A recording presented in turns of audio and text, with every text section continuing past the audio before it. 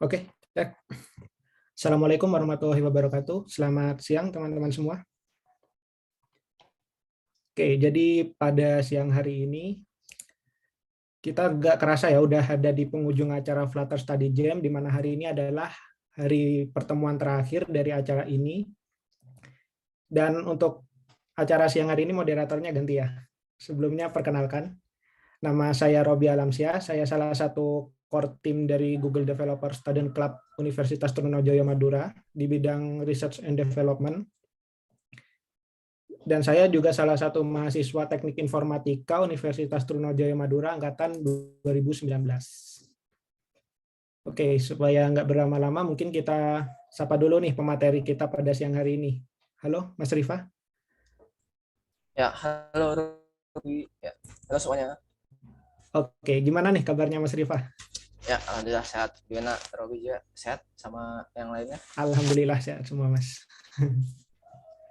Oke, gimana nih Mas Rifa? Udah siap untuk membawakan materi pada siang hari ini? Ya, siap. Aman. Oke, uh, supaya nggak berlama-lama, mungkin kita bisa langsung saja masuk ke materinya, karena saya sendiri juga nggak sabar nih pengen ngikutin materi dari Mas Rifa. Nah, mantap. Monggo, Mas Rifa, waktu dan tempat saya persilahkan. Nah, oke. Ya. BTW gak bisa akses screen. Mungkin bisa dibantu, Mas. Oh ya, host.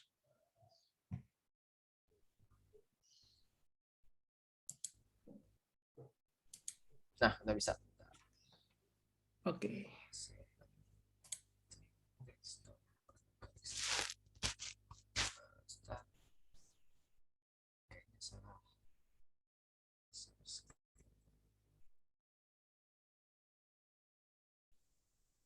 Oke. Nah, mungkin udah kelihatan ya screen saya. Sudah kelihatan, Mas. Oke. Nah, oke. Halo semuanya. Perkenalkan, saya Rifa gitu ya. Jadi pada sesi terakhir ini ya, kebetulan hari ini itu adalah sesi terakhir dari Flutter Study Gym tadi. Dan di sesi terakhir ini kita akan membawakan tentang materi membuat dynamics data gitu ya, menggunakan VLOC di Flutter. Jadi kalau misalkan teman-teman kemarin udah datang di sesi pertama, kita belajar tentang perkenalan Flutter, kemudian kita juga belajar tentang sintaks-sintaks yang ada di Dart gitu kan, yang akan pasti kita pakai dan sebagai daily driver kita sehari-hari gitu kan.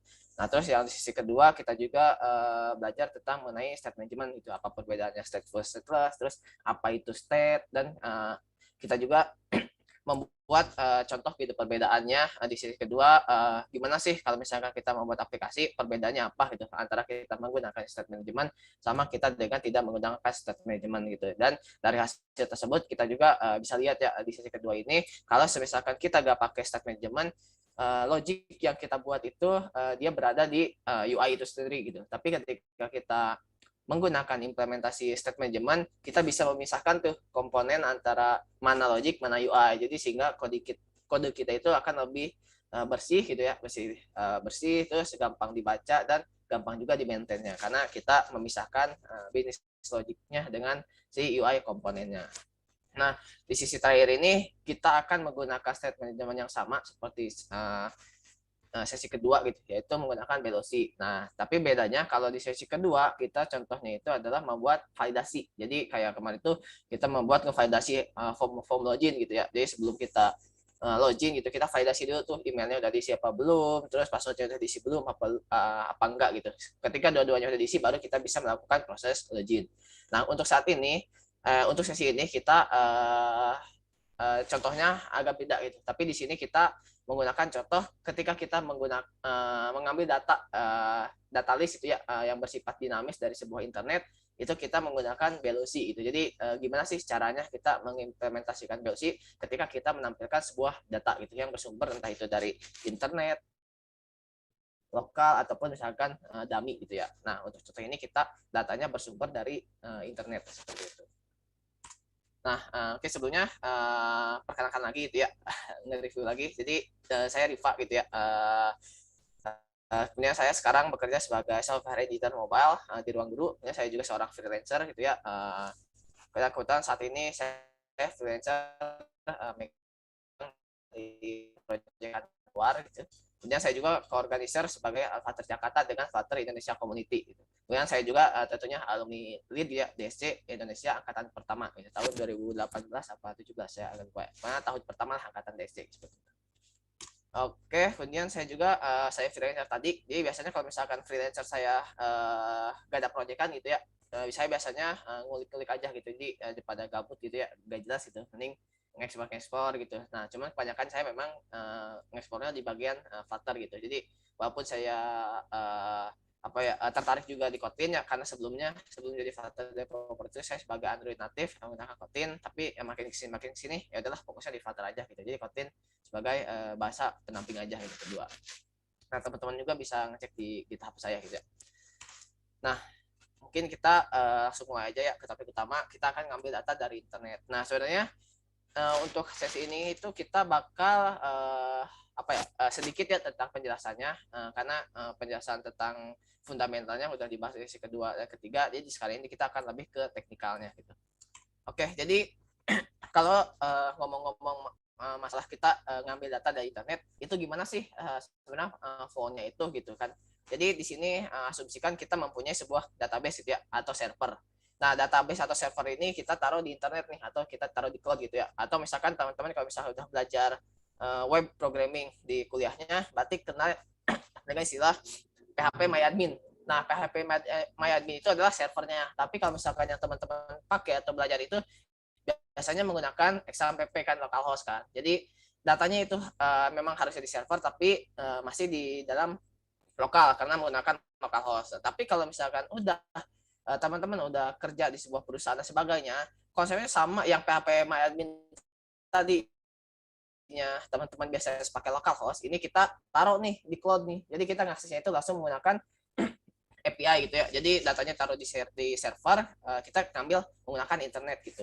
Nah, kemudian untuk cara kita mengambil data yang ada di server tadi itu gimana? Nah, kita membutuhkan pihak ketiga yaitu API. Sebelum nanti data tersebut nih yang dari database itu bakal ditampilkan di aplikasi klien. Jadi baris ini yang tiga ini aplikasi mobile, web sama desktop ini adalah kliennya, sedangkan database ini datanya. Nah, si klien ini gimana sih cara ngambil atau ngakses data ke database ini? Kita membutuhkan pihak ketiga yaitu API. Jadi ibaratnya kayak gini. Semisalkan ya API ini kayak jembatannya gitu. Jadi ketika si database ini pengen ngirim data ke aplikasi itu, dia melewati jembatan terlebih dahulu. Nah, yang jembatannya itu adalah sebagai API. Nah, jadi nanti kita akan membuat sebuah sampel aplikasi dengan flow seperti ini gitu. Jadi datanya di server, kita kita menggunakan API yang sudah ada ya, API public. Nah, kemudian kita konsumsi nih data yang berasal dari database ini di klien gitu supaya ditampilkan gitu. Jadi konsep sederhananya ketika kita mengambil data dari internet itu seperti ini gitu. Jadi oke, kita lanjut. Nah, mungkin kita langsung ke bahas tentang technical code-nya. Nah, jadi pertama di sini kita bikin struktur project-nya ya sama menambahkan dependencies. Jadi di sini teman-teman bisa lihat nih ada beberapa struktur project yang baru ya, berbeda dengan yang sesi kedua. Nah, di sini saya bikin 3 direktori utama yaitu core, UI, sama widget. Nah, widget ini dia fungsinya adalah untuk kita bikin custom widget. Nah, karena di sini kita contohnya itu ada bikin aplikasi list, otomatis di dalam list ini berarti ada komponen itemnya. Nah, komponen itemnya kita menggunakan card gitu. Jadi ini untuk widgetnya.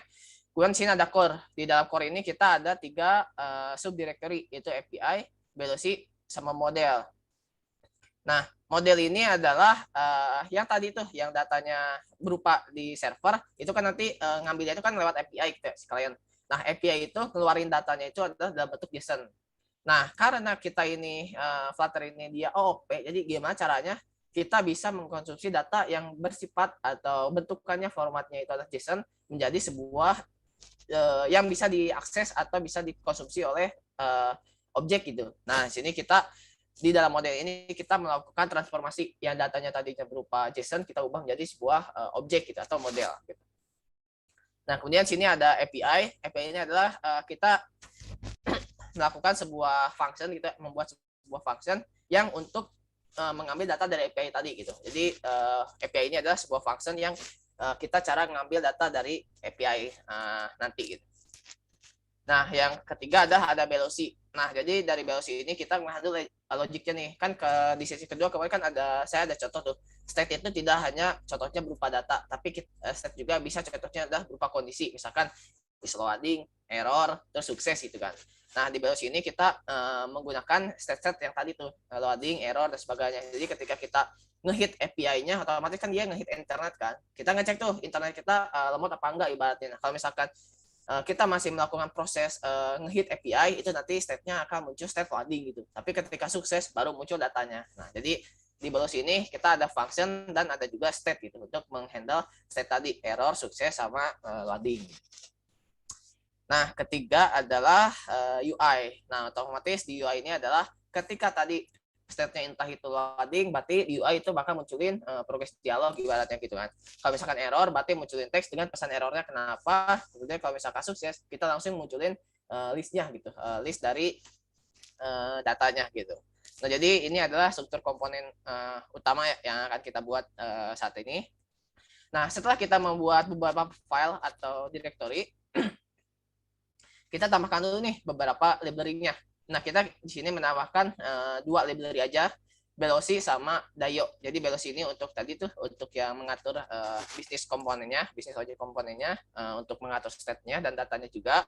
Dan Dayo, nah Dayo ini adalah untuk kita melakukan proses pengambilan data dari internet. Nah, kita membutuhkan menggunakan Dayo.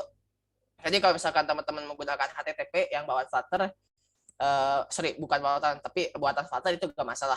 Tapi dari saya pribadi lebih nyaman menggunakan Dayo. Jadi itu sama aja gitu ya, mau menggunakan Dayo, HTTP, terus ada Chopper gitu ya, kalau nggak salah di Flutter itu. Jadi ya itu bebas. Tapi intinya Dayo ini adalah untuk komunikasiin antara klien dengan server gitu. Nah, yang pertama adalah kita bikin modelnya dulu nih. Nah, untuk modelnya nih, kan model ini adalah fungsinya kita nge-convert nih data berupa JSON menjadi sebuah objek gitu ya, yang nantinya akan dikonsumsi oleh si klien ini. Nah, caranya gimana? Nah, sini saya akan tunjukin cara gampangnya gitu ya, tipsnya itu. Jadi, kita nggak usah ngoding, kita ibaratnya cuma copy paste doang. Nah, contohnya teman-teman yang bisa buka nih URL ini, apps quick type. Nah, sambil aku demoin. Jadi kalau misalkan ini dibuka itu tampilannya sama seperti ini ya. Nah, berdasarkan slide ini, jadi pertama di sini source-nya kita bisa nentuin nih. Kalau misalkan datanya yaitu dari server itu bentukannya apa gitu kan, kita bisa tentuin nih kalau di contoh. Nah, di sini kita akan menggunakan JSON. Nah, di sini juga ada formatnya ya, source native apa aja. Nah, untuk contoh saat ini kita menggunakan JSON. Kemudian yang kedua adalah sini nih language-nya. Nah, karena kita menggunakan Flutter otomatis berarti language-nya itu adalah Dart gitu ya bahasanya. Jadi kita pilih Dart seperti itu. Kemudian yang kedua kita adalah mengakses ke API-nya. Nah, untuk API itu saya menggunakan The Mills DB. Nah, teman-teman bisa searching aja The Mills DB. Tampilan utamanya itu adalah seperti ini. By the way, ini screen saya nggak di slide kan ya di website The Mills DB. Oke, sebentar. Nah, ini udah masuk di Mills DB. Kemudian saya agak lupa ya di mana posisinya itu. Yes, API.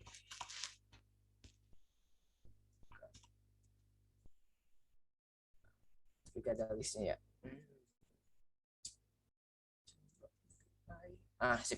Jadi teman-teman bisa masuk ke menu API. Nah, di sini ada nih beberapa contoh list dari contohnya nih. Nah, karena di slide ini kita contohnya adalah kita sekarang ini bikin aplikasinya itu adalah aplikasi seafood dan dessert gitu. Jadi kita bisa menggunakan yang filter.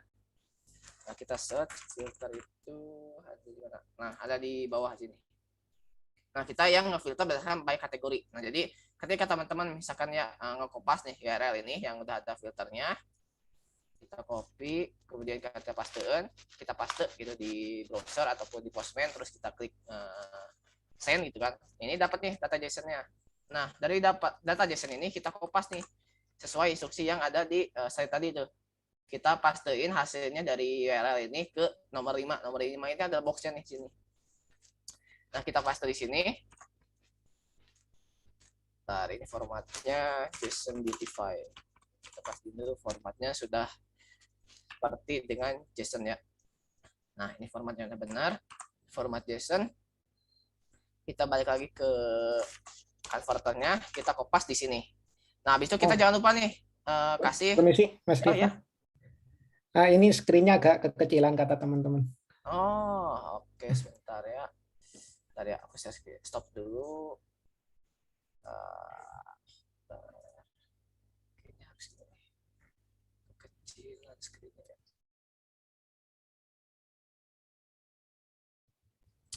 Bentar ya, sorry. Screen crop. Nah, sekarang udah jelas apa enggak? Oke, sudah Udah jelas. ya. Oke. Jadi kita ulang sekilas. Jadi kita ngambil data itu dari The Mills DB ya, API public gitu. Nah, contohnya itu kita yang menggunakan filter by kategori. Nah, di filter by kategorinya kita pakai seafood sama dessert gitu. Tapi untuk contohnya kita pakai seafood dulu. Nah, kita kopas URL ini ke dalam sebuah Chrome atau Postman. Nah, kita kopas hasilnya. Nah, cuman ini nggak bisa langsung di paste ya di QuickType ini karena formatnya belum sesuai JSON ya. Akhirnya kita benerin dulu nih formatnya ke JSON Beautify. Nah, kita beauty. Nah, ini udah bener nih formatnya. Nah, baru kita kopas. Kita balik lagi ke converternya, kita paste gitu. Nah, ini udah jadi nih JSON-nya.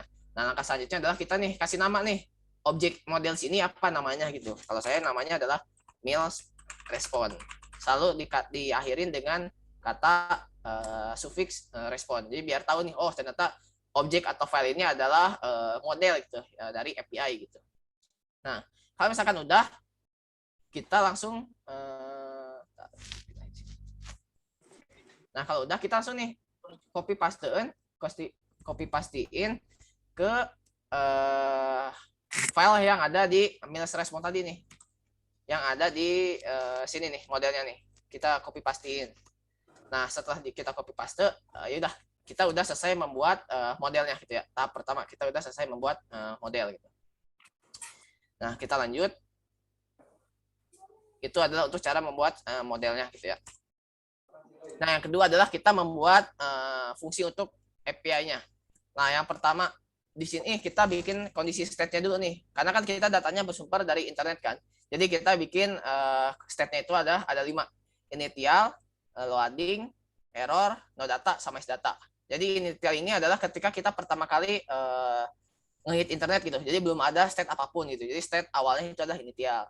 Nah, kemudian nanti nih ketika prosesnya udah lagi dijalankan, kita ganti nih state-nya jadi loading. Nah, makanya nanti di UI itu istilahnya bakal muncul loading.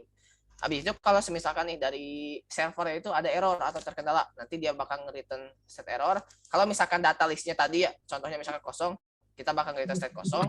Tapi kalau misalkan sukses, ada datanya, kita bakal nge-return state data gitu. Nah, di sini juga kita bakal ngebuat extension ya untuk mempermudahnya. Jadi daripada kita menggunakan komparisi gitu ya. Jadi misalkan state initial sama dengan fstate.loading gitu. Nah, kita untuk mempermudahnya kita menggunakan extension. Jadi kita cukup memanggilnya isLoading aja nih. IsLoading berarti otomatis sudah menghandle API.loading gitu, isInitial dan sebagainya. Jadi extension ini adalah untuk mempermudah kita gitu. Jadi untuk ya tadi di compare ya dua value, kita cukup pakai satu value aja gitu. Nah, setelah kita udah bikin state-nya ya, state kondisinya untuk komunikasi dengan internet, kita bikin nih fungsinya nih. Nah, di sini kita bikin kelas nih di API service ya. API service itu adalah yang di sini nih, yang di bagian API ini, subdirectory API. Nah, kita bikin kelas API service. Di sini kita bikin konstruktornya ya dari Dayo gitu. Kalau teman-teman pakai HTTP, tinggal ganti aja pakai HTTP. Nah, terus di sini kita bikin base URL-nya, base URL yang tadi tuh yang didapetin dari web tadi ya. Di sini kita sampai v1 aja gitu ya, base URL-nya.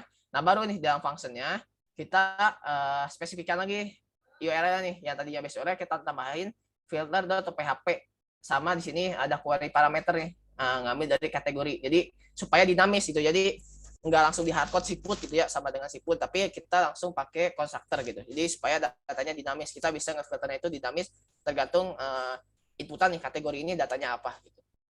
Nah di sini kita menggunakan future. Kenapa kita menggunakan future? Ya, future ini artinya itu kayak masa depan lah ibaratnya ya, bahasa gampangnya. Nah jadi kita itu ngambil data yang nggak tahu nih apakah datanya itu ada apa enggak, makanya di sini namanya future. Nah jadi di sini nanti future ini dia bakal nge-return objek nih, objek yang telah kita buat tadi modelnya gitu ya, yang telah kita buat. Nah di sini baru nih kita menjalankan proses asinkronus. Nah jadi fungsi dari API ataupun fungsi dari lokal dan sebagainya itu wajib asinkronus, karena kita wajib menunggu dulu prosesnya selesai baru kita bisa melanjutkan proses lainnya gitu. Nah, di sini kita menggunakan metode get. Kenapa metode get? Karena yang dari API tadi ini adalah get gitu ya, metodenya yang dari API tadi gitu, contohnya. Nah, ketika kita udah menggunakan metode get, nah kita ngecek nih respon dari status code-nya nih. Status code-nya 200 apa enggak. Jadi respon status code 200 ini apa maksudnya? Jadi 200 itu ya, intinya ketika kita ngehit sebuah data di server itu sukses itu. Jadi 200 itu sukses. Nah, tapi kalau misalkan selain 200 itu biasanya adalah error. Nah, makanya di sini kita mengeluarkan exception gitu. Nah, jadi ini adalah fungsi sederhana ya untuk ngehit data dari internet gitu. Jadi seperti ini contohnya. Nah, setelah kita selesai menggunakan membuat sebuah function untuk API, nah kita langsung ke velocity-nya nih. Nah, di file Mills event ya, di velocity-nya di sini kita membuat event-nya dulu nih seperti biasa ya. Kita bikin abstrak kelasnya Mills event, kemudian kita bikin event-nya nih get seafood. Karena untuk contoh ini sekarang kita bakal munculin data seafood gitu ya di apps-nya. Nah, ini untuk bikin event-nya. Kalau misalkan udah, kita bikin state-nya nih. Nah, di sini jangan lupa nih API state yang tadi yang kita pakai tuh, yang is loading dan sebagainya, itu kita deklarasiin di sini panggil. Kemudian sini nih datanya list mail system. Mail system itu yang mana? Mail system itu adalah hasil yang ini. Sebentar. Stop share key-nya aku balikin lagi. Stop share. Ya, share screen. Chrome. Oh ya, di Chrome bisa. Oke, nah jadi yang mail system itu adalah yang ini nih, yang bawahnya ini. Nah cuman dari saya diganti namingnya jadi mail system gitu. Jadi bukan ngambil yang rootnya si mail respon, tapi kita ngambil yang anakannya gitu, childnya gitu. Kita balik lagi slide show. Nah karena udah pastikan datanya itu tadi sifatnya list kan. Jadi di sini si objek yang tadi itu yang meals atau meals item yang telah saya refactor itu kita ubah jadi list itu ya, jadi list of object gitu namanya meals. Nah terus kita bikin message juga, jadi message ini untuk ngebantu nih apakah kalau misalkan lagi loading berarti message-nya loading, kalau error berarti error dari exception-nya, kalau sukses berarti sukses, tapi kalau misalkan nggak ada data berarti message-nya itu nggak ada data, seperti itu ya. Nah itu di sini kita bikin constructor nih. Nah di constructor ini kita wajib ngasih default value. Kalau misalkan teman-teman pengen constructor itu gak wajib itu dalam artian ketika teman-teman manggil function state ini, teman-teman gak usah ngisi constructor. Nah itu wajib dikasih default value. Nah untuk ketiganya kita gak ngewajibin ya 3 state ini selalu dipanggil, makanya kita kasih default value. Nah untuk API state ini default value-nya adalah initial. Makanya kenapa gak loading, tapi kita initial dulu. Karena loading itu kita panggil setelah kita ngehit function-nya gitu kan. Nah, yang kedua nih untuk datanya nih. Karena ini datanya adalah berupa list, kita kasih dulu nih default value-nya. Default value-nya adalah kosongan. Jadi list kosongannya nih. Ini empty array kan, array empty. Nah, untuk message juga sama nih karena dia string. Kalau misalkan dia belum return state apapun atau belum ngeluarin state apapun, kita kasih default value-nya adalah kosongan. Nah, ini untuk copyright-nya di sini kita udah implementasi nullable. Jadi semua variabel ini bisa null atau enggak gitu, tergantung ketika kita manggilnya. Nah, di mail set ini ketika kita nge-return si kelas ini, kita ada pengecekan nih. Kalau semisalkan nih variabel yang di dalam copyright ini semuanya null, dia ngambil nilainya adalah dari constructor ini nih. Misalkan nih, si food ini ternyata null. Dia ngambil default value-nya adalah dari constructor, dari si status si food ini. Berarti nilai default value-nya adalah initial. Begitu juga yang lainnya gitu. Jadi ini untuk copyright-nya gitu. Nah, apa sini kita udah bikin velocity state-nya. Kita lanjut bikin velocity-nya, logiknya. Jadi di sini kita akan bikin logiknya itu sendiri gitu. Nah, di sini kita bikin kelas namanya Veloci. Terus di sini juga kita masukin nih konstruktornya, yaitu adalah kelas API tadi tuh, API service. Di sini kita masukin sebagai parameter dan konstruktor. Nah, kemudian ini function bawaannya dari si Veloci ya. Ketika kita bikin kelas Veloci, terus nge-extend ke Veloci-nya, masukin event dan state, nanti dia bakal ada warning, dia butuh satu function of write gitu, yaitu map event to state. Jadi untuk nge-convert dari event ke state gitu. Nah, di sini kita panggil nih eventnya nih, event is get shipment. Itu adalah event yang kita buat sebelumnya. Itu adalah event yang ini nih. Nah, di dalam fungsi event ini, di dalam fungsi if ini, baru kita bakal ngebuat sebuah logic yang untuk ngehit data dari API itu, untuk dapetin datanya gitu. Nah, terus gimana nih logic yang kita buatnya? Nah, contoh logiknya itu seperti ini nih. Jadi kita bikin function. Jadi saya bikin functionnya langsung di luar gitu ya. Jadi nggak langsung. Waduh, sorry. Oke, jadi saya bikinnya itu nggak langsung di dalamnya di sini, tapi saya buat sebagai function baru gitu ya, supaya lebih rapih gitu. Nah, kita bikin functionnya namanya fetch all meals by kategori juga. Nah, baru nih di sini, ketika kita manggil fungsi ini, kita nih return dulu nih state-nya nih. Kita panggil copy what, statusnya itu adalah loading, sama message-nya loading. Nah, di sini ada state pertama nih. Jadi before kita manggil fungsi API tadi, kita langsung return loading gitu. Nah, di sini kita masukin ke dalam try catch. Kenapa kita masukin try catch? Karena di API tadi kan ada exception ya dari fungsi API kalau misalkan dia gak 200. Nah, supaya bisa ngebaca itu, jadi kita pakai try catch nih. Kalau misalkan yang fungsi API service yang kita panggil tadi kena exception, dia bakal nge-return adalah ke catch-nya gitu ya, ke exception ini. Nah, dia bakal nge-return API set-nya itu adalah .error. Nah, terus untuk message-nya kita ngambil aja dari exception nih, .toString gitu ya. Nah, kalau misalkan aman-aman aja, nah ini kita panggil nih fungsinya nih dari API service nih, .fetch all meals gitu ya, sesuai yang ada function di API service tadi. Nah, karena si function API service ini list datanya itu ada berupa list gitu ya, kita melakukan pengecekan dulu nih dari si listnya ini, misalnya nih kosong apa enggak gitu. Kalau misalkan listnya kosongan atau gak ada datanya, kita return nih statusnya nih, si state-nya no data, sama message-nya no data gitu kan. Tapi kalau misalkan dia datanya ada gitu ya, nggak kosong, ya kita return state-nya adalah has data. Sama sini nih, baru mapping ini, yang tadinya default value-nya list kosong, kita ambil dari API nih, yaitu adalah .meals yang ini. Nah, jadi untuk fungsi sederhana ngambil data dari internet yang berupa list itu seperti ini gitu, function logiknya gitu ya, dibagi untuk ngehandle state-nya gitu. Nah, kalau kita udah bikin function ini, baru kita panggil di dalam yang if tadi itu, yang di dalam event. Nah, kita panggil yield, kemudian panggil functionnya, terus ini hardcode aja shipment. Karena kita kan contohnya itu bikin aplikasi yang shipment yang sekarang gitu. Jadi sini hardcode aja langsung shipment gitu ya. Nah, ini untuk PLC-nya.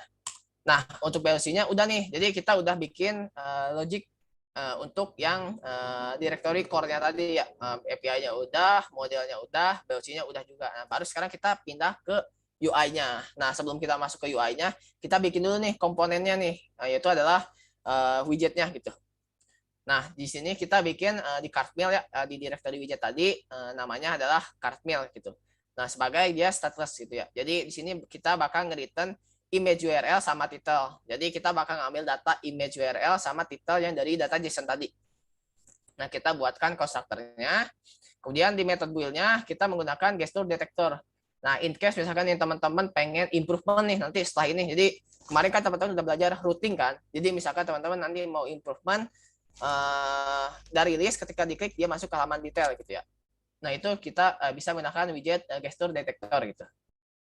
Nah, sini kita menggunakan widget card karena tampilannya berupa card.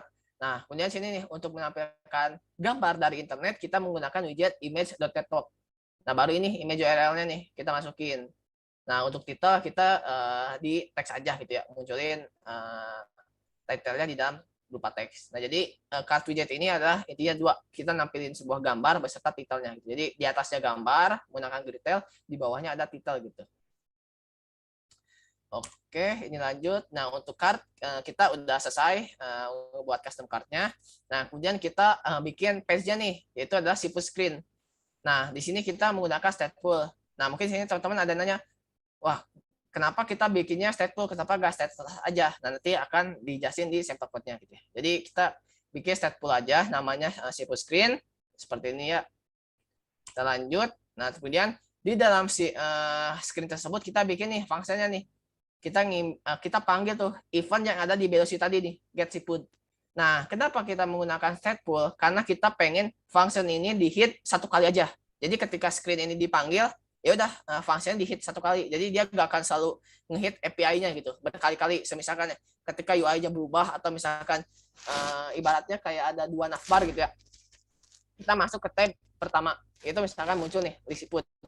Kita pindah page ke page kedua, terus balik lagi ke page pertama. Nah, ketika balik lagi ke page pertama itu, teman-teman nggak usah ngehit API lagi, karena fungsinya ditaruh di ini state. Nah, ini adalah kebutuhan ini state. Kenapa? Misalkan saya menggunakan stateful. Tapi kalau misalkan teman-teman ada keperluan setiap pindah-pindah page itu selalu ngehit API, ganti aja ke stateless, terus si fungsinya dipanggil di dalam method build atau di dalam BLC buildernya. Itu nanti dijelasin lagi lebih lanjut gitu ya. Nah, jadi pertama teman-teman bikin function ini, si put kemudian dipanggil di dalam ini state seperti itu. Nah, ketika functionnya udah, baru kita bakal nge-modified yang di dalam method build. Nah, di dalam method build ini kita menggunakan stateful untuk tampilannya supaya halamannya gitu ya. Dan kita di sini panggil BLC builder datanya, jadi supaya widgetnya itu dinamis gitu ya, tergantung state-nya. Nah, teman-teman kalau misalkan lihat di sini ada pengecekan kondisi ya. Nah, di sini ada kondisi is loading, is error, is no data, sama is data. Nah, jadi state ini adalah state yang kita define tadi di state-nya, di BLC state-nya. Dan is loading, is error, dan no data ini adalah API state yang kita buat pakai extension tadi. Jadi kalau misalkan nggak pakai extension itu kita ngeceknya adalah state.status siput sama dengan 2 gitu ya, compare, compression, terus API state loading gitu kan, karena kebanyakan coding gitu, jadi kita akhirnya buat sebagai extension aja, jadi penggunaannya juga lebih simpel gitu ya, lebih sederhana seperti ini. Nah, baru nih setelah kita ngedefine semua state yang sudah kita panggil di BLC-nya, nah nanti di dalam blok-blok ini adalah kita nge-return widgetnya nih. Kalau misalkan dia loading, kita mau nampilin widget apa, error mau nampilin widget apa, dan sebagainya gitu ya. Nah, ini adalah contoh untuk widget yang nanti bakal kita return gitu ya, berdasarkan state-nya nih. Kalau misalkan loading, nanti bakal muncul loading-nya gitu ya, progress indikator, circular. Tapi kalau misalkan error dengan no data, dia bakal menggunakan teks aja, tapi dengan message-nya dinamis gitu dari BLC-nya. Kalau error berarti message error, kalau no data adalah message yang no data tadi. Nah, kalau misalkan di sini dia nggak masuk ke state apapun, atau dalam artian contohnya misalkan state initial, dia bakal nge-return size box gitu. Jadi nggak ada apa-apa. Jadi sebelum dia nge-return loading itu, dia nge-return size box dulu gitu. Cuman beberapa milisecond gitu ya. Nah, baru di sini untuk penggunaan ketika dia state-nya ada datanya, masuk data, kita menggunakan grid view nih untuk nampilin datanya berupa list gitu ya. Jadi data listnya kita masukin ke dalam grid view. Nah, di sini untuk item count-nya kita ngambil data length-nya dari si JSON-nya. Jadi data list-nya itu ada berapa banyak nih. Kita item count nih di sini. Kita panggil. Kemudian untuk tampilan grid-nya itu adalah ini ada 2 tampilan ya. Jadi 2 baris gitu ya. Ke bawah cross axis count-nya. Nah, kemudian di item builder-nya di sini kita ambil nih kita return si widget tadi tuh, si card-nya nih. Nah, di sini kita ambil, kalau misalkan nih datanya kosong gitu ya, misalkan nih dari API itu adalah datanya 0 dan sebagainya nih, kita kasih default value-nya aja nih, string kosongan gitu ya. Instead of kita pakai tanda seru gitu, kita ngemaksa sebuah variabel yang nilainya nullable, kita ubah jadi nggak null gitu. Tapi kalau misalkan tiba-tiba datanya null, nanti dia bakal kena red screen of the date gitu. Jadi tampilan aplikasi teman-teman itu tiba-tiba merah gitu karena ada error gitu ya. Nah, untuk menghindarinya itu kita kasih default value aja nih, string kosongan gitu ya. Nah, jadi ini adalah untuk state atau widget ketika dia ada datanya gitu. Nah, selanjutnya adalah kita buat juga nih halaman page untuk dessert page-nya nih. Nah, untuk dessert page-nya itu nanti kita akan bikin bareng-bareng ya. Di sini saya nanti bakal ngedemoin tuh yang saya janjiin minggu lalu, yang kalau misalkan nih kita punya 2 screen. Nah, biasanya ya berdasarkan pengalaman saya di beberapa komunitas itu mereka alasannya itu adalah kalau misalkan kita bikin 2 screen berarti kita bikin 2 VLC. Kita bikin 2 VLC berarti asumsinya kita ada 6 file VLC kan. 2 VLC, 2 state, 2 event gitu kan. Nah, tapi yang sekarang contoh ini kita gak usah bikin VLC baru, tapi kita bisa menggunakan VLC yang tadi kita buat untuk yang handle di search ini gitu. Jadi nanti kita akan ngoding bareng-bareng untuk yang di search-nya gitu. Nah, lanjut kita bikin homepage, tampilan homepage-nya, karena tampilannya itu adalah kita pakai navbar gitu ya. Jadi ada home-nya sebagai root UI-nya, terus ada page-nya gitu, tab-nya. Jadi ketika kita masuk klik tab-nya itu, nanti dia ngebuka, kalau kita ngeklik tab seafood, dia munculin page seafood, kalau di search kita munculin page di search seperti itu. Jadi untuk homepage kita juga menggunakan stateful sama. Nah, kemudian di sini kita bikin beberapa local variable. Di sini kita karena si indeks si page ini dia ngebacanya initial indeksnya itu dari 0, kita kasih default-nya 0. Kemudian ini nih list dari widgetnya itu adalah panggil tuh yang kita screen yang udah kita buat, yaitu seafood sama dessert. Kemudian di sini kita nge-define juga nih bottom navigation bar-nya gitu ya. Ini untuk yang seafood, ini untuk dessert. Jadi ini berurutannya. Jadi indeks 0, indeks 1, ini juga indeks 0, indeks 1 gitu. Jadi jangan sampai ketukar. Nah, kemudian kita bikin function nih untuk ngehandle perpindahan posisi tadi. Jadi ketika kita ngeklik ketika kita ngeklik page dessert gitu, dia akan berubah halamannya yang dimunculin adalah dessert. Kalau misalkan kita balik lagi ngeklik yang seafood, yang munculin adalah seafood. Jadi ini adalah untuk fungsi untuk handle hal tersebut gitu. Nah, baru setelah kita udah bikin beberapa local variable ini, kita modify yang ada di dalam method wheel nih. Nah, method wheel kita pakai index tab ini untuk ngebaca nih indeksnya sekarang ini indeks berapa gitu ya, yang sekarang lagi di generate gitu ya.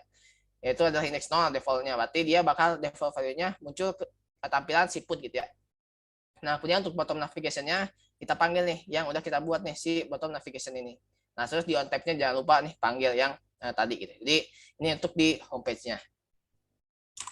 Nah, setelah itu ketika kita udah ngebuat VLC sama API, jangan lupa tuh diregistrasiin si VLC-nya sama API-nya di komponen. Nah, ini aku ngeregistrasinya di root-nya ya, di main.dar, tapi ketika di homepage-nya.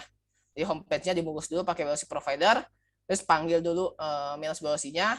Nah, si API service-nya kan tadi berupa constructor. Nah, panggil dulu nih objek si API service. Nah, di dalam API service ini kita kan memanggil objek Dayo juga kan. Di sini panggil juga nih, jangan lupa Dayo. Jadi kalau misalnya tentang HTTP, berarti di sini objek HTTP-nya yang dipanggil gitu. Jadi jangan lupa didaftarin sebelum teman-teman ngakses ke VLC-nya atau sebelum ngakses ke si API-nya gitu. Nah, kalau udah diregistrasiin, nah sekarang waktunya kita demo gitu ya. Ntar aku stop share screen dulu karena pindah screen-nya. Kita stop share screen. Kita share screen orang, kita pindah ke desktop 1. Nah, ini teman-teman udah kelihatan udah ya screen-nya yang AS. Nah, jadi ini adalah tampilannya ketika misalnya kita ngerunning, ini rerun, kan sebelumnya udah kurang. Nah, ini kan muncul loading tuh. Tadi muncul loading. Jadi yaitu ngeload yang state yang is loading dulu. Nah, jadi ini adalah hasilnya nih yang kita buat ya. Contohnya seperti ini. Nah, untuk dessert ini dia masih kosong tuh karena nanti kita akan loading bareng-bareng gitu. Ketika balik dia gak akan ngeload lagi nih. Kenapa gak ngeload lagi? Karena yang tadi itu di seafood short screen-nya kita manggilnya adalah di ini state gitu. Tapi kalau misalkan teman-teman pengen setiap perpindahan ini dia selalu ngehit API, itu teman-teman bisa aja nih ubah ke sini nih velocity kalau nggak salah ya velocity. Terus misalkan ini kita copy dulu karena dia add-nya harus diklik 2 kali. Kita klik 2 kali konteks, terus sini add-nya 2 kali. Nah, seperti ini ya. Jadi kita pindahin ke sini velocity-nya, terus kita rerun. Ini muncul. Nah, ketika teman-teman pindah ke desa terus balik lagi. Oh iya, ini kita ubah dulu ke stateless. Ini ubah dulu ke stateless. Kalau misalkan kita pengen ini stateless, coba ya. Stateless si photo screen.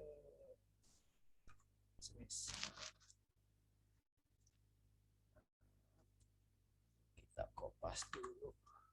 Sini kita komen. Kita komen juga. Coba ya. Harusnya jalan nih di stateless. Nah, kita coba rerun dulu. Oke, kita tes apakah jalan. Masih tidak, berarti dia harus dijalaninya di dalam method wheel. Nah, mungkin ini karena dia rootnya adalah bukan sisi put screen ini tapi home page gitu ya. Jadi dia gak akan ke rerun. Tapi kalau misalkan dia dipanggilnya di sini, harusnya dia bisa ke refresh setiap teman-teman pindah page gitu ya. Coba kita masuk, kita pindah, masih dia nge-state, coba kita print. Kalau misalkan metode ini gak di print lagi, berarti benar. Coba ya. Seafood kita coba cek dulu. Kita run. Ini bus seafoodnya udah ke execute, kita pindah, kita balik lagi ya. Berarti dia karena si page ini dia nggak langsung diakses di rootnya, karena kan rootnya dia itu adalah homepage gitu ya. Jadi ketika teman-teman pindah, dia nggak nge-generate si method build-nya gitu. Jadi dia walaupun kita taruh di method build ataupun kita taruh di velocity yang tadi di sini, itu dia nggak akan ke generate ulang. Nah, solusinya adalah kalau misalkan teman-teman pengen itu akses, berarti pemanggilan metode velocity-nya bukan di masing-masing sub itemnya ya, si seafood atau dessertnya, tapi kita manggilnya itu harus di home-nya gitu, dari di root-nya. Nanti kalau misalkan di home-nya itu adalah home screen. Nah, jadi teman-teman manggilnya bisa di sini ya nih, di dalam on bottom itu di fungsi tappingannya gitu. Jadi di sini teman-teman ngebaca nih, kalau misalkan indeksnya 0, berarti panggil velocity sisi put gitu. Tapi kalau misalkan selain 0, berarti ada 1 gitu, panggil fungsi untuk yang dessert. Nah, gitu. Jadi di sini karena kenapa dia nggak ke hit, karena dia ada home screen itu ya. Jadi ya, dia di rootnya gitu. Nah, karena ini udah jadi, kita sekarang kan coba bikin untuk yang to do apps ya gitu ya. Yang dessertnya gitu. Nah, caranya gimana nih? Jadi karena untuk yang dessert juga sama gitu ya. Sebentar. Itu API-nya ada sama, menggunakan yang API yang ini, yang API service. API service. Nah, menggunakan API yang sama, tapi yang beda itu adalah kategorinya. Kalau ini kan kategorinya itu seafood ya. Sekarang kita bakal yang bikin yang dessertnya gitu. Jadi kita nggak usah bikin fungsi API baru gitu. Jadi kita bisa menggunakan function API yang sama. Nah, kita balik nih ke Velocity event-nya dulu nih. Velocity event. Nah, di sini kita jangan lupa nih bikin event baru. Itu berarti get dessert nih. Get dessert. Nah, setelah ini udah, kita masuk nih ke Velocity state-nya nih. Meal state. Karena kita ada state tambahan gitu ya. Nah, ini kan kita udah bikin ya status untuk yang seafood. Ini datanya meals juga nih. Ini kita refactor dulu. Kita spesifikasiin bahwa data ini adalah data seafood gitu ya. Seafood. Kemudian yang di sini juga kita refactor namanya seafood. Seafood. Jadi ini itu ada listnya punya si seafood gitu. Nah, terus kita duplikat nih si state sama si datanya. Nah, sekarang kita bikin yang dessert. Kita yang bikin dessert. Ini juga kita bikin yang dessert. Nah, ini juga kita duplikat si konstruktornya biar cepat. Ini kita bikin yang dessertnya. Yang bawah juga ini adalah yang punya si dessert gitu. Jadi ininya kita duplikat nih. Ini state-nya kita spesifikasiin gitu ya. State-nya berarti state seafood sama dessert. Data juga kita spesifikasiin nih. Nah, di sini kita jangan lupa juga spesifikasiin ini punya dessert. Terus yang satu lagi adalah state-nya punya si dessert. Nah, kemudian ini juga kita duplikat juga, ini berarti status yang dessert, ini status dessert, di status dessert, baru ini data punya si dessert. Nah, di sini kita udah selesai nih, kita bikin state-nya juga nih, keperluan untuk si dessert tadi ya. Nah, kita langsung mulai ke velocity-nya sekarang. Kita bikin ke velocity-nya, minus velocity. Nah, di sini kita bikin lagi ya, nanti else if event is get dessert.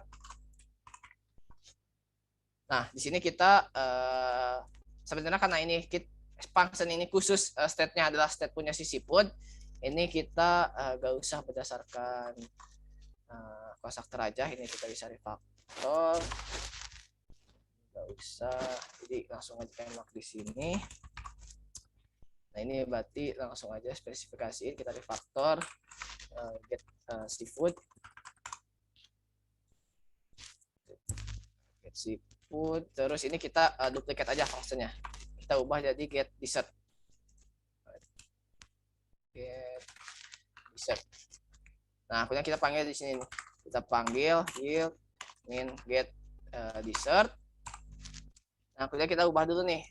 Pertama, ini kan dia state-nya itu punya si seafood gitu ya. Walaupun fungsinya di set punya si dessert. Nah, ini kita ganti state-nya punya dessert. Nah, ini kita ganti punya state-nya si dessert. Terus ini juga jangan lupa kategorinya berarti kita ganti adalah kategori dessert. Kemudian kalau misalkan datanya kosong, return-nya juga ada state punya dessert ke sukses. Ini return punya si dessert juga. Nah, jangan lupa nih di mappingin ke datanya si dessert gitu ya. Ini sama udah. Terus kalau misalkan error, kita return ke state-nya si dessert ini. Nah, ini udah. Jadi sampai saat ini kita udah bikin nih logiknya nih, velocity-nya untuk ngehandle seafood sama dessert. Nah, selanjutnya kita masuk ke halaman dessert screen-nya gitu ya. Kita masuk dessert screen. Nah, kita panggil nih di metode ini. Kita panggil context .read ini karena belum context.read, terus jangan lupa panggil velocity-nya meals velocity ini, terus kita .add, terus get dessert event-nya. Nah, ini udah di function, dipanggil sini. Nah, baru nih ini chatnya kita hapus, terus kita ganti velocity builder, kemudian di sini jangan lupa apa namanya velocity-nya diregistrasiin, meals velocity meal state. Oke, terus ini buildernya context.state-nya. Nah, di sini kita jangan lupa juga nih pengecekan nih state.status. Nah, karena ini dia punya event-nya atau state-nya punya si dessert, kita jangan lupa panggil yang punya dessert-nya ya, jangan punya yang si apa namanya seafood gitu ya. Nah, di sini berarti panggil oke, di si ekstensinya belum dipanggil, API state itu di mana ya, input screen. Kita input posisi state-nya itu adalah aman di search screen is loading, harusnya bisa nih loading. Harus di search. Nah, benar. Jadi tadi extensionnya agak kebaca. Dan kita bikin lagi nih else if state.status dessert-nya misalkannya is error, kemudian kita biar cepat is error berarti ini adalah is no data. Oh, ini karena datanya dinamis, gak usah di ini is no data. Kemudian ini berarti else if, berarti is data, baru sisanya adalah else ketika dia nggak masuk state apapun ya, yang udah kita buat. Ini kita return const box. Nah, ini kita samain, kita nge-return const circular progress indicator.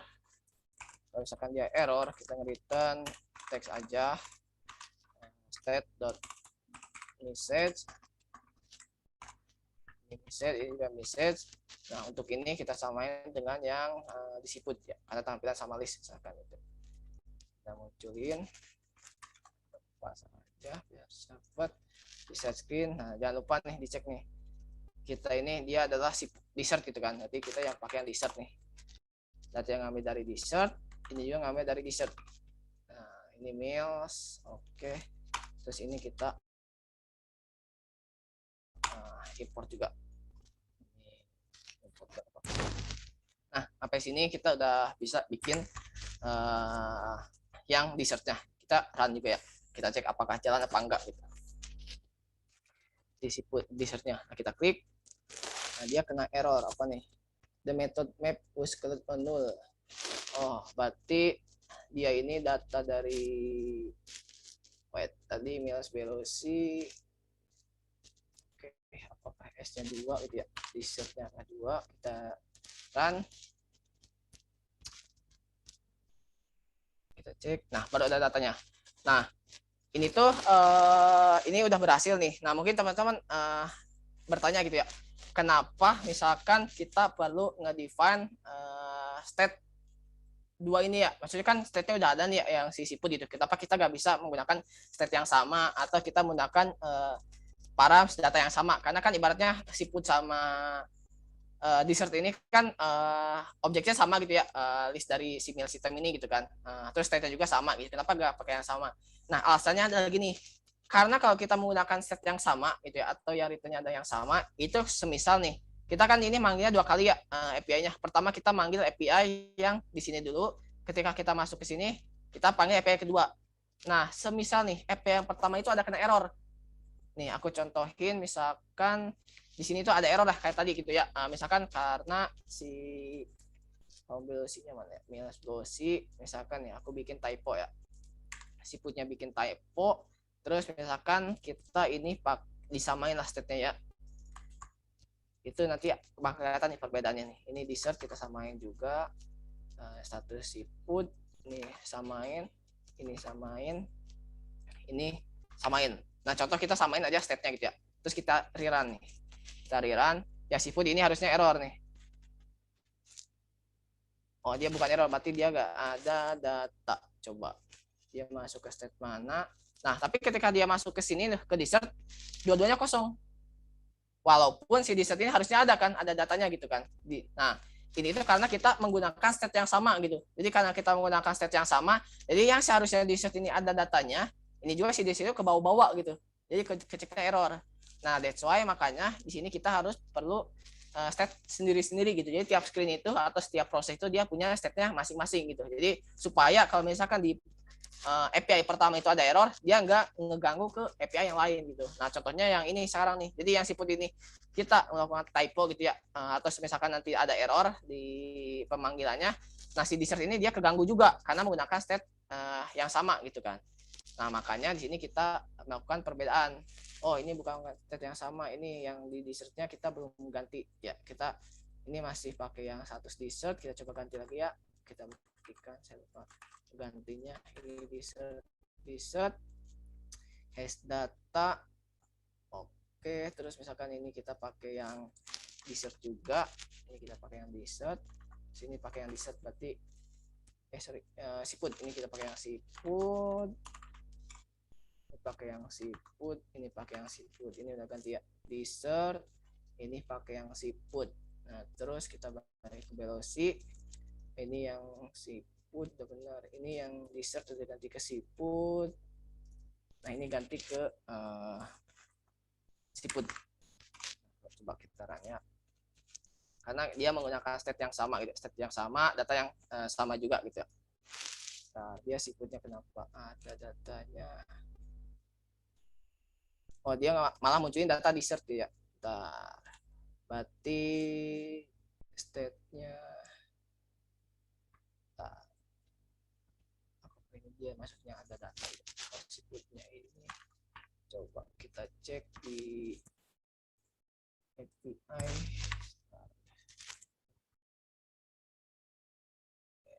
siput.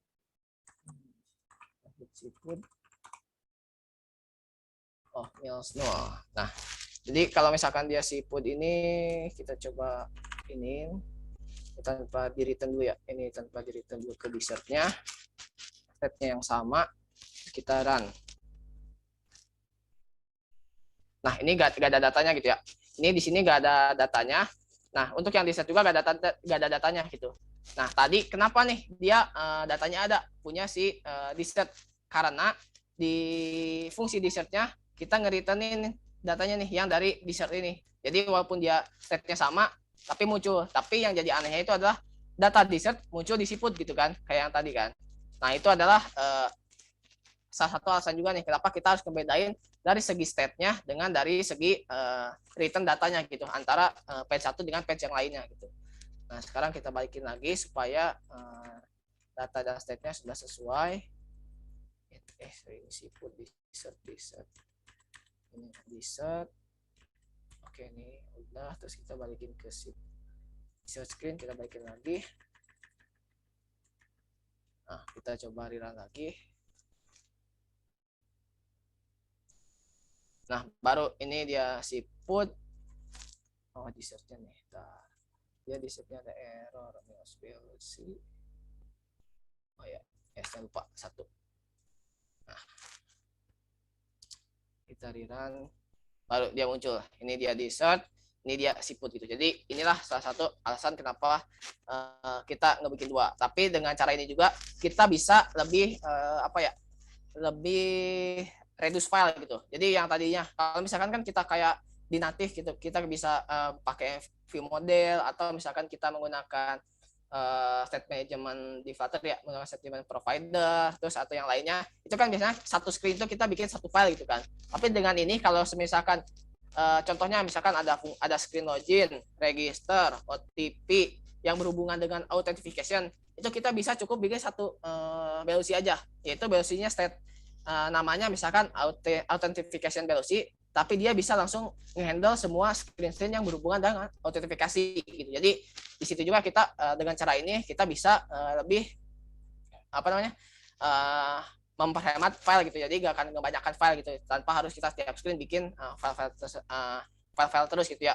Bikin login berarti kita bikin login view model, register view model dan sebagainya. Nah, jadi inilah alasan kenapa kita dengan BLC kita bisa menggunakan satu BLC untuk semua screen, dengan catatan kita harus misahin nih antara stepnya dengan datanya tadi, kita harus bedain gitu. Jadi supaya kita bisa di UI-nya itu bisa ngebandingin, oh ternyata ini stepnya beda nih, punya si dia doang gitu. Nah, oke, mungkin untuk yang sesi ini sampai sini aja ya. Jadi di sini kita udah belajar ya cara nampilin data berupa list di sini.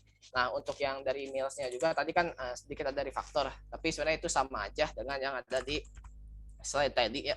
Meals respond sama aja gitu ya, hasil generatan, cuman namanya aku rename jadi meals item. Sama di sini nih tipe datanya aku rubah jadi nullable. Kenapa nullable? Karena kita nggak tahu kan nih dari API itu dia balikinnya selalu ada datanya apa null gitu kan. Nah, makanya di sini aku kasih nullable aja gitu. Jadi kalau misalkan dia datanya null gak akan kena exception karena dia udah handle juga gitu. Nah, jadi teman-teman di sini juga bisa handle case ini gitu ya, untuk case yang nullable ini. Nah, mungkin dari aku sekian, terima kasih. Aku balikin lagi ke moderator. Oke, terima kasih banyak Mas Rifa atas materi yang disampaikan. Wah, ini keren banget sih materinya, Mas. Oke. Oke, sekarang kita masuk ke sesi pertanyaan ya, Mas, ya, tanya jawabnya ya. Ya, boleh. Oke, saya share screen dulu.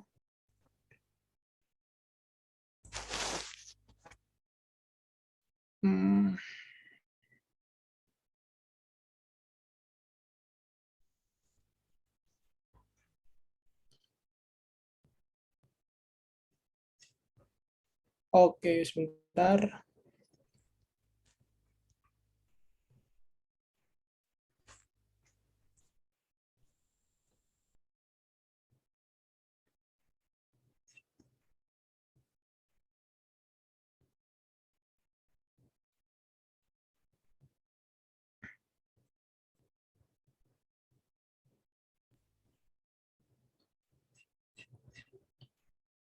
Oke. Ini apakah sudah terlihat ya, Mas ya? Ya, udah. Oke, di sini ada beberapa pertanyaan, nggak terlalu banyak sih kayaknya, Mas. Oke, jadi kita mulai langsung dari pertanyaan yang pertama nih. Untuk bisa ngoding Flutter sampai sejago Mas Rifa, butuh waktu berapa lama ya, Mas? Makasih Mas Rifa, sehat selalu. Gimana? Saya selalu juga nih untuk yang nanya ya. Jadi saya aku juga nggak jago ya, saya nggak jago, cuman lebih ke biasa aja gitu. Jadi sebenarnya kalau menurut saya pribadi kita itu nggak ada istilah jago atau enggak gitu ya dalam hal ngoding gitu. Tapi yang memperbedakan kita dengan yang lainnya itu adalah kita jam terbangnya lebih lama dengan mereka. Karena gini, kalau misalkan nih kita ngodingnya jam terbangnya lebih lama, otomatis kan pengalamannya lebih lama juga. Jadi kita udah terbiasa gitu. Jadi kita udah hafal gitu. Mungkin teman-teman kalau misalkan yang masih awam gitu ya, yang masih terjun, ini kok misalkan orang lain dia ngoding nggak ada googling gitu, atau misalkan langsung nembak itu gimana gitu, karena jawabannya ada satu, dia bukan ngapel.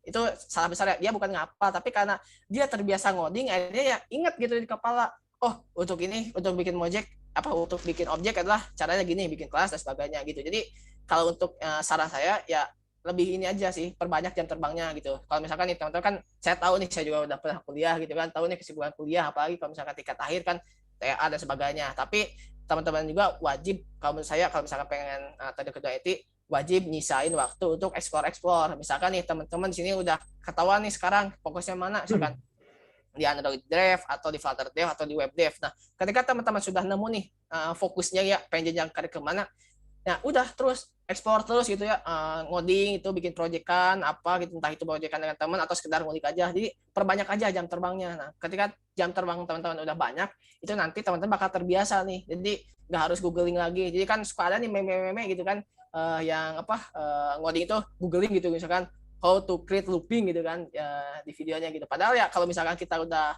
sering ngoding mah ya, ngelooping ya kita tinggal langsung ngoding aja gitu tanpa googling gitu. Jadi perbedaan jauhnya itu di sana gitu. Jadi apa yang membedakan orang tersebut istilahnya seperti jago dengan enggak itu ya karena jam terbangnya mereka lebih banyak gitu daripada kita. Makanya solusinya adalah perbanyaklah jam terbang untuk explore sama ngodingnya gitu, supaya teman-teman juga terbiasa gitu. Jadi nanti juga enak gitu ke depannya gitu. Oke, jadi waktu lama belajar itu nggak menentukan ya Mas ya. Jadi siapa aja yang lebih tekun dan lebih lama jam terbangnya itu yang lebih menentukan ya Mas ya. Iya, betul. Sama belajar juga nggak cuma sekedar belajar. Misalkan gini nih, wah saya udah belajar tapi istilahnya cuma copy paste di tutorial YouTube gitu misalkan kan. Kita belajar ya YouTube, kita cuma ngikutin aja. Nah itu kalau misalkan gitu aja nggak juga, tapi kita harus bisa nge-modify gitu ya. Jadi misalkan nih di tutorial YouTube kita belajar bikin aplikasi login gitu. Nah kita nih modify sendiri, misalkan kita bikin aplikasi registernya. Karena kan nggak beda gitu ya, apa namanya, logiknya gitu ya, validasinya ibaratnya gitu. Jadi kita juga harus ada improvement juga jadi supaya kita terbiasa. Nah terus kalau misalkan teman-teman kena error, baru nih teman-teman googling gitu. Nah dari situ kalau misalkan teman-teman yang tadinya error terus googling dan nemu solusi, nanti teman-teman pasti ngerasa nih ada apa ya, ngerasa bahagia sendiri gitu. Wih, gua bisa nih nge-solve bug gitu kan. Nah dari situ biasanya ntar motivasi teman-teman belajar makin jauh gitu, makin banyak gitu, jadi makin semangat dan sebagainya kayak gitu. Oke, mantap. Oh. Iya, saya sendiri awal belajar itu dari decoding kelas fundamental, Mas. Kalau nggak salah itu Mas Rifa ya yang bikin materinya, Mas. Iya, tuh yang fundamental yang Flutter itu bukan saya sendiri, jadi saya ikut kontribusi gitu. Jadi dengan tim decoding gitu untuk bikin materi modul tersebut gitu. Oke, mantap itu, Mas. Oke, lanjut nih ke pertanyaan berikutnya. Izin bertanya, Mas, selain Dio dan HTTP, apakah ada lagi library lain yang bisa digunakan untuk memanggil API pada Flutter? Oke, jadi untuk library itu banyak ya untuk memanggil API dari Flutter, tapi yang favorit itu biasanya dua, HTTP sama Dayo. Tapi kalau misalkan pertanyaannya library lain ada, yaitu Chopper. Chopper ini dia konsepnya seperti retrofit di Android native gitu. Cuman kalau dari saya pribadi lebih enak gunakan Dayo, karena kenapa?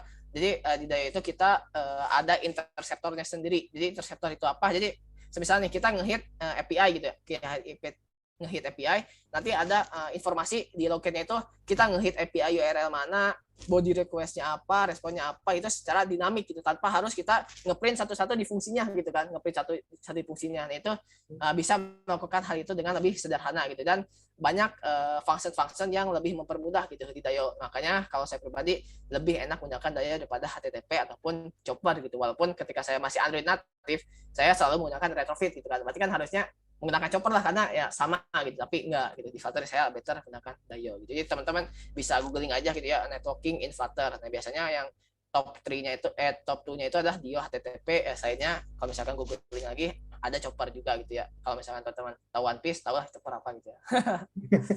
Dulu ya, Oke, mantap. Next ke pertanyaan berikutnya dari Ananda Mahardika Haruman. Bagaimana implementasi API dalam Flutter, terutama API AI, Dialogflow, mulai dari konfigurasi pubspec.yml, main.dart, dan DLL. Dialogflow ini kalau nggak salah punya Google juga ya, Mas ya? Ya, chatbot ya kalau nggak salah. Kayak gitu. Nah, jadi mungkin pertanyaan pertama ya API dulu. Nah, kalau implementasi API itu yang tadi tuh, itu kan kita udah implementasi API gitu ya. Cuman API itu adalah API public gitu, punya orang yang di host secara gratis supaya kita bisa konsumsi untuk latihan. Nah, tapi kalau misalkan teman-teman nanti udah kerja di sebuah perusahaan atau misalkan teman-teman punya tim sendiri, misalkan proyekan sama teman mahasiswa atau tugas besar di itu kan biasanya nanti ada di satu tim itu kan ada beda orang-orang nih, ada yang bikin website, ada bikin yang API. Nah, nanti teman-teman komunikasi aja nih ke orang yang bikin API gitu. Cuy, ini URL untuk dapetin data ini dari mana? Nah, ntar disitulah komunikasi gitu. Jadi si teman yang bikin API tadi ngasih URL ke tim klien, tim klien baru ngolah. Tapi cara implementasinya seperti yang contoh tadi gitu ya, kalau untuk API. Nah, kalau misalkan API-nya itu adalah API yang ibaratnya berbayar gitu ya, yang bukan buatan kita sendiri tapi buatan orang lain, contohnya kayak misalkan Dialogflow, terus kalau misalkan kita pakai Firebase itu ada Firebase yang pakai JSON itu apa ya, aku lupa, Firebase remote config. Nah, itu kan pakai JSON juga, format sama, jadi kayak kita ngehit server, tapi servernya bukan buatan kita, bukan buatan orang yang public, tapi punya si Google gitu. Nah, itu gimana konsepnya hampir sama, jadi kita bikin kelas API service juga gitu ya. Nah, cuman di API service-nya itu kita bukan manggil DAO-nya yang tadi, tapi kita manggil konfigurasi si Firebase-nya. Kalau nggak salah Dialogflow ini Google Cloud atau Firebase juga ya, aku nggak lupa. Nah, jadi kalau misalkan ya Dialogflow ini adalah Firebase, nah kita konfigan settingan config si Firebase itu kita panggil di API service tadi. Nah, baru di dalam function yang tadinya kita ngasih kondisi try catch gitu. Kalau misalkan kita sukses ngehit ke Firebase-nya untuk dapetin datanya, ya kita return si objeknya sesuai dengan responnya. Misalkan sama juga responnya JSON gitu ya, kita bikin objeknya. Tapi kalau enggak ya enggak gitu. Nah, cuman kalau misalkan konfigurasinya secara detail gimana, teman-teman harus lihat dulu nih. Biasanya kalau misalkan di Flutter ya, kalau misalkan kayak tadi tuh implementasi Dialogflow, itu dia ada library tersendiri gitu untuk supaya bisa si Flutter kita terhubung dengan si Dialogflow ini. Jadi biasanya sebelum kita ngoding ke teknikalnya tadi, kita nambahin dulu tuh di pubspec.yml-nya library-nya.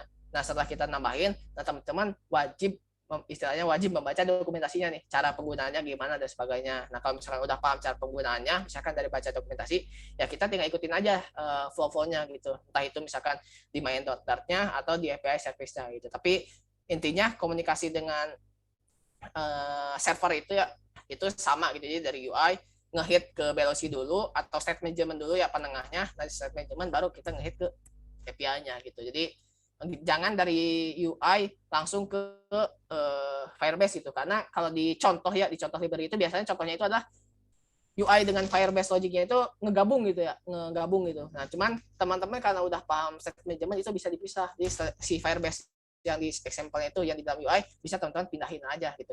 Jadi ngehitnya itu via state management aja gitu supaya lebih rapi.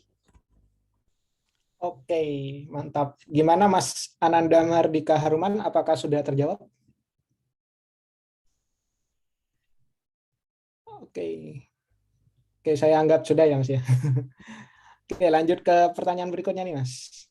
Mas izin tanya, untuk implementasi penggunaan API yang lain apakah step-stepnya sama? Mungkin hampir sama ya Mas ya pertanyaannya ya. Ya. Jadi ini tergantung ya, kalau misalkan konsepnya paling sederhana ya, misalkan teman-teman pengen yang sederhana banget tanpa tanpa menggunakan velocity, teman-teman bisa langsung aja tuh tadi tuh dari API service langsung fungsinya dipanggil di UI. Itu yang paling sederhana. Jadi tapi kita tetap tinggal misahin antara logic dengan UI ya, tapi si API service-nya fungsinya panggil langsung ke UI.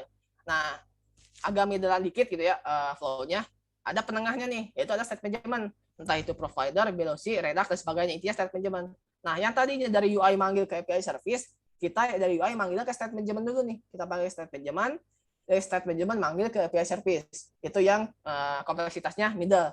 Nah, kalau misalkan udah teman-teman yang udah paham ya state managementnya udah paham banget dan sebagainya, ada teman-teman bisa ada next levelnya, yaitu belajar tentang clean arsitektur sama modular. Nah, kalau clean arsitektur, aku sekelas aja ya intronya. Ini ya agak panjang prosesnya. Jadi bukan dari UI ke state management ke API service, tapi banyak. Jadi dari UI kita ngehit ke presenter. Presenter itu isinya adalah widget sama state management tadi. Nah, dari state management kita ngehit ke use case. Dari use case ngehit ke repository baru ngehit ke remote, ke API service-nya. Itu kalau misalkan API. Tapi kalau misalkan lokal gimana?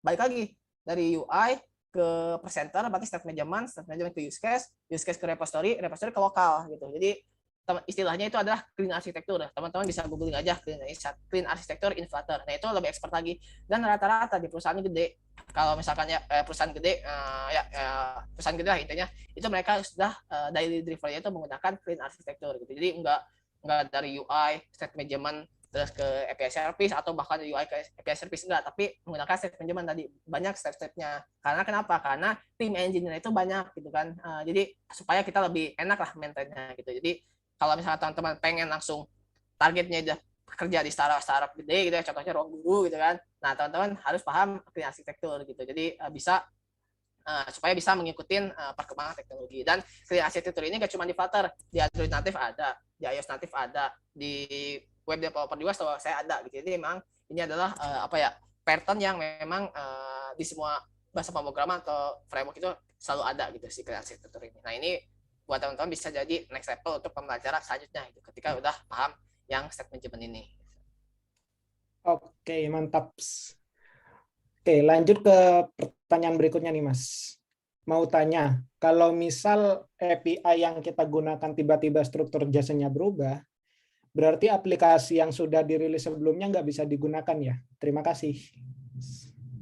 Jawabannya adalah ya, nggak bisa digunakan. Dan itu adalah teman-teman bisa ngajak berantem backend lah ibaratnya. Nah, karena ya sebenarnya kalau misalkan aplikasi dari rilis dan teman-teman udah kerja ya di kerja di sebuah perusahaan, itu nanti istilah server itu kita dipisahin nih servernya. Server production yang dipakai untuk rilis sama server development yang dipakai untuk kita sehari-hari ngoding gitu ya, ngoding on fitur atau bug fix. Nah, kalau misalkan nih aplikasi udah rilis, itu dia pakai server API-nya si production. Nah, si tim backend atau tim server itu nggak boleh ngotak-ngatik data production gitu, karena production ini udah live gitu, udah dipakai user gitu. Nah, kalau misalkan ada perubahan JSON, ya misalkan ya si BE itu ngomong, wah Mas ini fitur login JSON-nya salah, harusnya gini. Ya kalau misalnya salah, yang diubah itu yang development. Kita perbaikin dulu nih di codingan kita di klien. Nah, ketika kita si server yang di development udah diperbaiki, responnya jadi yang benar, terus dari klien juga kita udah ngeperbaikin nih handlingnya gimana gitu kan, karena perubahan JSON ini. Nah, ketika udah, baru kita rilis nih aplikasi baru nih yang kita ubah tadi. Nah, ketika aplikasi udah rilis, baru si tim backend rubah yang data production, ngikutin yang tadi. Nah, harusnya seperti itu. Tapi kalau misalkan nih, kalau di perusahaan-perusahaan gede ya, bukan perusahaan gede juga sih, tapi di perusahaan itu pasti udah seperti itu ya. Jadi pasti udah dipisah lah antara server production dan server development. Tapi kalau misalkan temannya masih teman kuliah gitu ya, masih proyek tugas besar, kayaknya kan nggak, kalau di kampus saya sendiri nggak ada pembelajaran hal seperti itu kan. Jadi ya kita pakai server yang sama, si tim backend ngubah, ya langsung hancur gitu kan aplikasi kita gitu kan, nggak bisa jalan. Nah, kalau untuk mengatasi tersebut, ya paling memang nggak bisa diatasi gitu ya. Kalau misalkan struktur JSON-nya berubah, itu pasti kena error. Cuman teman-teman bisa pakai try catch aja di UI-nya. Jadi ketika gagal nampilin sebuah data, dia nggak akan crash, dia tidak akan crash. Kalau di Flutter dia nggak akan munculin screen merah, tapi dia bisa muncul state yang error. Tadi kan ada state error nih. Jadi kita paling solusinya seperti itu aja gitu. Tapi kalau misalkan di real kerjaannya itu gak akan mungkin terjadi gitu. Jadi karena memang sudah di split itu. Tapi kalau misalkan si backend-nya iseng ngubah data production itu, ya pasti nanti si backend ini bakal dipanggil sama manajernya gitu, diceramain. Jadi aman lah, itu bukan kesalahan di kita gitu, tapi kesalahan tim server gitu. Tapi harusnya gak akan kejadian gitu ya kalau di real life-nya gitu. Oke. Karena kalau JSON-nya berubah, berarti modelnya harus berubah juga ya, Mas ya? Iya, betul. Makanya dari sisi klien ini, kita harus ibaratnya update aplikasi baru nih, mengikuti JSON baru gitu. Jadi nggak bisa semena-mena dia merubah data production gitu. Kalau mau ubah, ntar aplikasinya hancur ibaratnya. Kalau misalkan belum ada try catch gitu ya. Jadi cuman gitu, jadi tiba-tiba screen merah gitu kalau di Flutter, ini apa screen merah gitu kan, panik sih lainnya, nge-uninstall dan sebagainya. Itu kan ngeganggu bisnis si perusahaannya juga gitu. Iya, oke. Next ke pertanyaan berikutnya nih, Mas. Izin bertanya, Mas, data yang dienkripsi pada API, apa bisa didekripsi di sisi Flutter? Ya, ini jawabannya bisa. Jadi saya dulu pernah sebelum kerja itu pernah magang ya di sebuah perusahaan startup juga. Nah, di sini tuh konsepnya itu agak ribet kalau menurut saya, ribet tapi dari segi security-nya bagus. Jadi gimana? Jadi kan kalau misalkan tadi teman-teman lihat ya, ketika kita nge sebuah URL, itu datanya langsung muncul kan, JSON kan. Coba bayangin teman-teman misalkan URL sebuah perusahaan untuk penyedia jasanya bocor. Otomatis kan orang lain juga yang ibadah saya mahasiswa gitu. Saya bisa bikin aplikasi yang sama dengan aplikasi perusahaan tersebut karena gua datanya ada akhirnya bocor. Nah, kalau di kantor yang dulu saya itu pernah coba, jadi ketika URL-nya bocor terus diakses, yang muncul itu bukan yang muncul itu dia bukan datanya langsung, tapi dia muncul adalah .zip, download .zip-nya. Nah, ketika si zip-nya ke download, kita buka, itu kena password, nggak bisa dibuka. Nah, jadi di kliennya itu agak ribet. Jadi ketika kita ngeliat API, kita nge-download si file zip-nya, nah kemudian kita di-unzip si filenya dengan password yang dikasih berdasarkan si tim API. Jadi tim API itu ngasih tahu ke kita, nih untuk nge-unzip-nya pakai password sekian gitu. Dan password ini dia di-encrypt juga gitu kan. Nah, kita di-unzip di kliennya, di Flutter-nya, terus kita masukin password, dapat tuh kan, dia ada file nih, file JSON. Nah, kita ngebaca itu dari file JSON gitu. Jadi kita ngeliat ke API itu cuma nge-download si zip-nya doang. Nah, ketika udah sukses, kita delete tuh si zip-nya, kita delete, si file text-nya juga delete. Supaya apa? Karena supaya nggak bengkak di HP. Nah, kalau kebayang kalau misalkan setiap kita API kita nge-generate terus file zip-nya, berarti kan ntar tiba-tiba lah kok memori kebanyak puluhan giga gitu kan di aplikasi ini, berarti kan ngebengkak. Nah, itu seperti itu. Jadi download si zip, kita unzip, terus ekstrak, terus dan sebagainya. Itu yang paling ribet. Nah, kalau sederhananya kita bisa menekan semisal nih URL kita bocor ya tadi itu nggak akan bisa diakses, tapi kena error misalkan 404 403 401 gitu. Jadi errornya itu adalah status code-nya 401 atau 403, dan error itu adalah karena kita nggak punya token. Nah, biasanya yang paling umum digunakan adalah pakai OAuth atau JWT. Nah, teman-teman mungkin ada yang pernah tahu istilah JWT dan OAuth. Nah, jadi di setiap JSON itu kita menggunakan OAuth atau JWT. Jadi ketika kita nge-hit request ke API itu, kita nggak cuma nge-hit URL tadi, tapi kita masukin tokennya nih.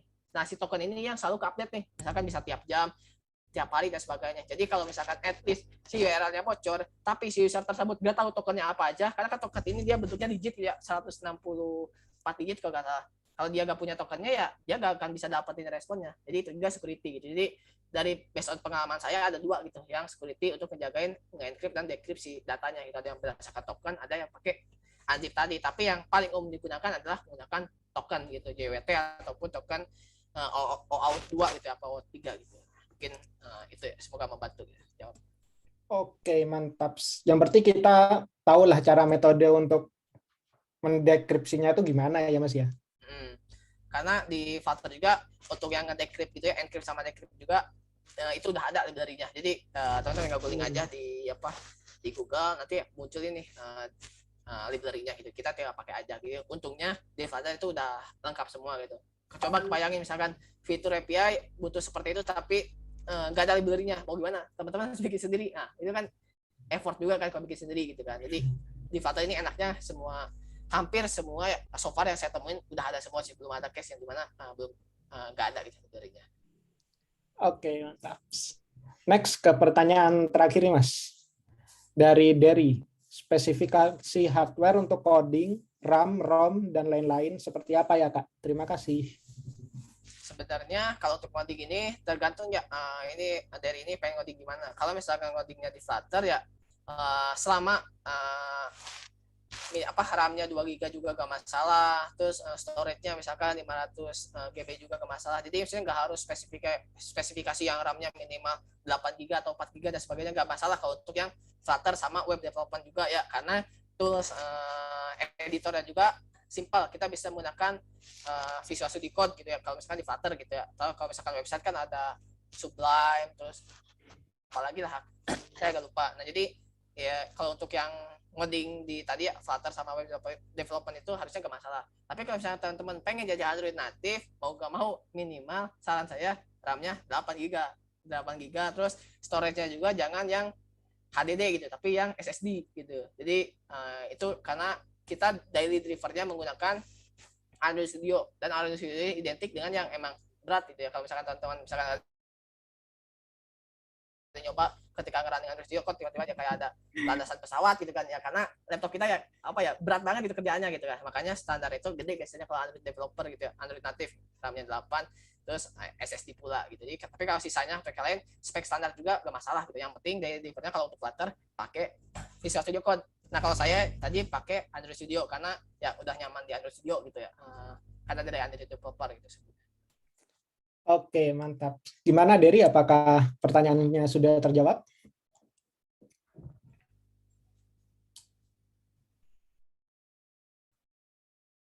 Oke, mungkin sudah ya. Oke, untuk pertanyaannya sudah habis. Mungkin dari teman-teman ada yang pengen ditanyakan langsung ke Mas Rifanya, bisa langsung on mic.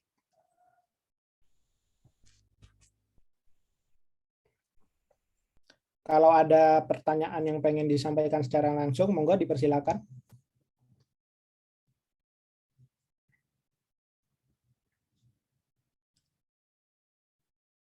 Oke, mungkin belum ada ya. Kalau belum ada, saya pengen tanya nih, Mas Rifa. Boleh ya, Mas ya? Ya, boleh, silakan. Aman. Oke, tadi kalau nggak salah di bagian coding BLOC-nya itu, ketika kita nge-fetch API itu, fungsinya pakai stream ya, Mas ya? Iya, betul. Nah, itu kalau misalkan kita pakainya future, apakah ada pengaruh yang signifikan? Kalau Veloci memang nggak bisa pakai feature, dia harus pakai stream. Karena dia kan ada state kan, si state ini dia ngedefinisinya sebagai stream gitu. Makanya di UI-nya juga kita menggunakan basic builder. Basic builder ini atau basic listener ya yang seperti jelasin yang di sesi kedua itu dia supportnya stream. Nah tapi kalau misalkan teman-teman nih nggak pakai state management gitu ya, nggak pakai state management tapi langsung misalkan dari UI langsung ke kelas API service itu manggil, nah itu pakai feature. Nah di UI-nya juga beda, dia bukan pakai BLC builder, dia bukan pakai BLC listener, tapi pakai future builder. Nah dia langsung ngakses si file future-nya gitu. Nah cuma karena dia BLC awalnya feature kita konversi dulu ke stream gitu karena si BLC memang stream. Nah ataupun misalkan teman-teman pakai BLC manual. BLC manual itu dia sama konsepnya kayak view model tapi dia pakai RX Java RX Dart gitu. Nah RX Dart juga ini kalau nggak salah ya itu pakai stream juga. Jadi yang tadinya si fungsinya misalkan pakai feature dirubah pakai stream. Tapi kalau misalkan teman-teman pakai provider itu dia tetap mempertahankan apa feature-nya. Kalau nggak saya pakai feature juga, tapi kalau provider di UI-nya bukan pakai feature builder, tapi dia pakai customer gitu nama widgetnya untuk akses si file state managementnya. Terus kalau misalkan tadi yang versi manual dengan RX ya RX Star itu dia bukan pakai feature builder juga, tapi pakai stream builder. Stream builder ini bawaan punya si Flutter gitu. Tapi khusus VLC karena kita menggunakan library tambahan gitu ya VLC-nya. Jadi kita untuk UI-nya juga pakai VLC builder gitu yang support si data dari streamnya si VLC. Oke, mantap. Udah sih. Gimana dari teman-teman? Apakah ada yang mau ditanyakan terlebih dahulu? Sebelum kita masuk ke sesi dokumentasi.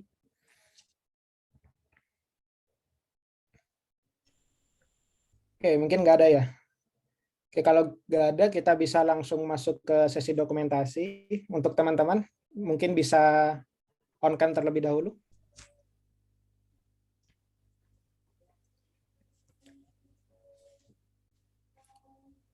Oke, buat Mbak Intan gimana? Sudah ready? Ya, sudah siap, Mas. Oke. Oke, teman-teman silakan nyalain kameranya ya. Yuk, kita dokumentasi terlebih dahulu.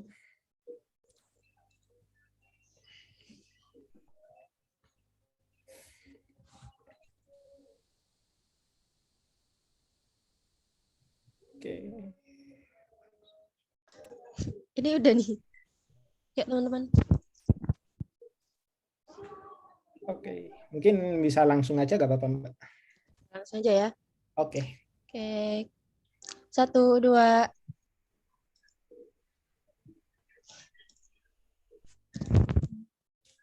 Lagi ya. 1, 2.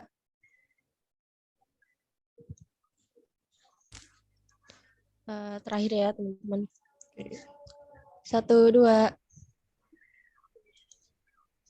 Oke, terima kasih. Saya kembalikan ke Mas Robi. Oke, mantap. Oke, untuk acara Flutter Study Jam-nya sudah selesai dan sudah di penghujung acara. Mungkin dari Mas Rifa sendiri ada sepatah dua patah kata yang ingin disampaikan ke teman-teman. Oke, Kak. Oh, oke, kalau dari saya mungkin terima kasih ya untuk kesempatannya untuk sharing di komunitas GDSC ini. Nah, harapannya saya untuk teman-teman semua nih semangat aja ya belajarnya ya. Kalau misalkan teman-teman nggak terlalu di Flutter juga nggak masalah, tapi carilah passion teman-teman di bidang apapun dan pelajarin dari sekarang gitu ya. Jangan sampai ketika udah lulus itu nyesel gitu ya. Jadi pelajarin bidang apapun terus dalamin supaya teman-teman udah ada persiapan untuk nanti kerjanya gitu ya. Dan terus tetap semangat gitu ya untuk belajarnya, kuliahnya dan sebagainya. Mungkin itu aja. Oke. Dari saya sendiri sebagai perwakilan dari teman-teman Google Developer Study Club Universitas Trunojoyo Madura dan juga teman-teman peserta nih pengen ngucapin banyak-banyak terima kasih ya buat Mas Rifanya karena sudah berkenan untuk mentransfer knowledge nih selama 3 pertemuan dalam Flutter Study Jam ini. Dan itu sangat-sangat berharga sih ilmunya, Mas. Oke, mungkin dari Mas Huda selaku Google Developer Student Club Lead mungkin ada yang ingin disampaikan? Mungkin dari saya sama tadi seperti Mas Robi, saya mau mengucapkan terima kasih juga pada Mas Rifa sudah meluangkan waktu dan juga ilmunya buat sharing-sharing ke teman-teman yang lain. Dan kami juga mohon maaf kalau misal dari entah dari teman-teman atau dari panitia ada kesalahan kata dan lain sebagainya. Jadi seperti itu.